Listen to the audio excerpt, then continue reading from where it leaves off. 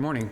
Good morning. It's nice out. It's like a little brisk, but it's really nice out today. It's kind of a crazy week. Like Wednesday, it was like Tuesday and Wednesday was cold. And yesterday was just, I mean, it said it was like 60, I don't know, 65, but it felt like it was 75. It was beautiful out. Yeah. Well, good morning. If you don't mind, I'm going to start off. Yeah. Is that okay? So we had a city council meeting this week. What day was that? Tuesday, I think. Tuesday. Yeah. It was a doozy. We had about an hour and a half of public comment. And I know you have and I have, we've gotten a lot of feedback on, I suppose, the content of the public comment. You know, people saying things like, you know, why did you have to let those people speak? They took forever. They were saying nonsense. Yeah. But the reality is, I mean, we honor the First Amendment here. Obviously within the confines of the Brown Act, because the Brown Act, you know, limits certain things that are, you know, not within the jurisdiction of the body. So Right. if it just becomes pure hate speech, that's Yeah. not anything. But all the comments, although arguably very rude and disrespectful, were still about what the council and frankly you do. And so we allow that. I mean, we do honor the First Amendment. So the city, to my knowledge, has never put a total time limit on public comment. You know, some jurisdictions, you know, school boards, they put like a 20-minute window, a 30-minute window. Coastal Commission limits some level of public comment, and they take a lot of heat for that. Yeah. And there's all kinds of debates about whether that's the right or wrong thing to do, but it's not what we do. No. And Never have really. yeah.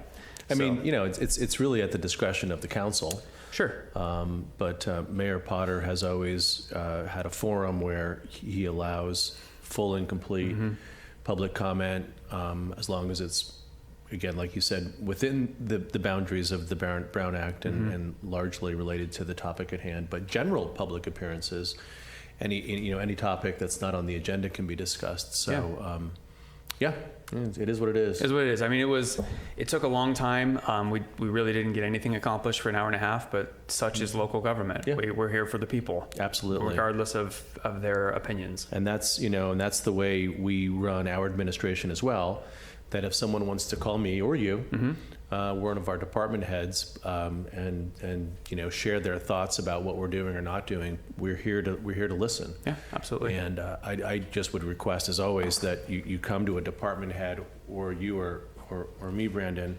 and not work directly with line staff, especially if you're frustrated with something. Right. Please, we're here to listen and try to help. Absolutely. So moving on from that, you and I have been having really productive, so since the incomings became elects, we've been having really productive meetings with all three of the incomings on a weekly basis. I saw that flash too.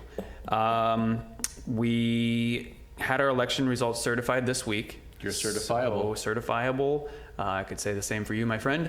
And I was going to say Carmel. Well, I was going to say you're certifiable. Very personal, but yeah. So our incomings are official now. We're going to have our special meeting on Monday next week. So Monday the 9th, 4:30. Yep. 4:30 here in the chambers. That's the only business at hand. Yep. Next week is the outgoing council members will step down. Incoming council members will come up. They'll take their oaths of office. You know, have some nice words, I'm sure. Their family members will be in the audience. So we're looking forward to that. It's always fun to see that peaceful transition of power. Again, another cornerstone of our democracy.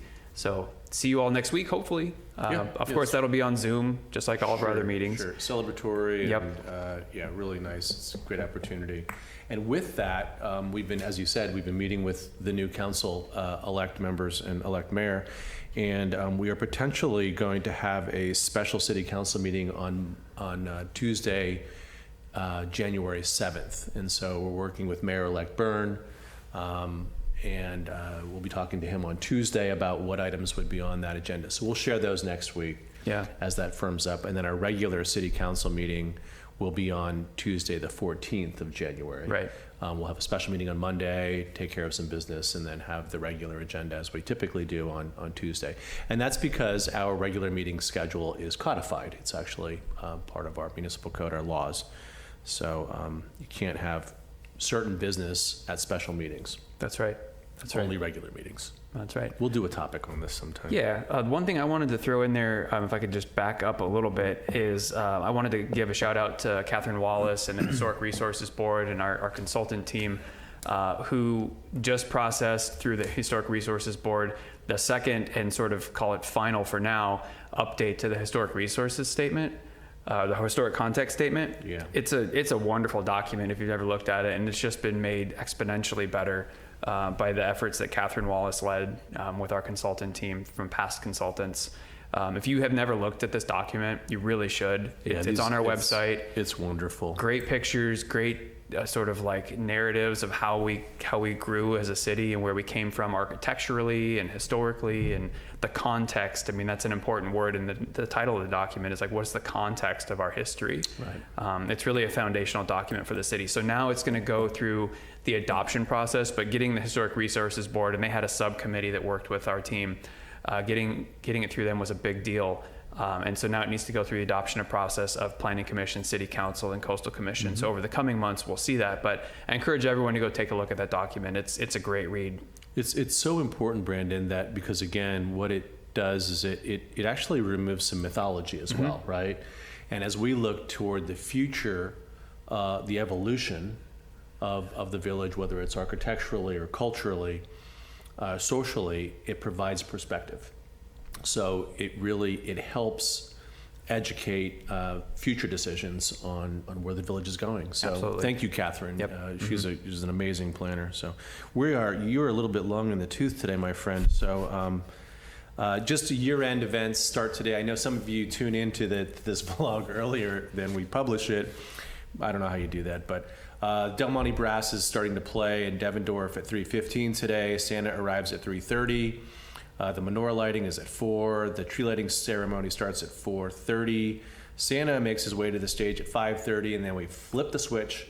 Ideally, it works out this year. We time it correctly at no later than 5:45. So, welcome. This is our last, special event of the season, sponsored by the city. Great amount of thanks go to the public works staff, police for helping out. Ashley and Leslie certainly, and their staff, everyone who helps out with this. It's a really nice event. So the current mayor and council will be on the stage to welcome Santa and flip the switch. So we hope to see you there. Great. What else you got? That's all I got, man. Okay. Well, hopefully see everyone tonight, and of course, take good care.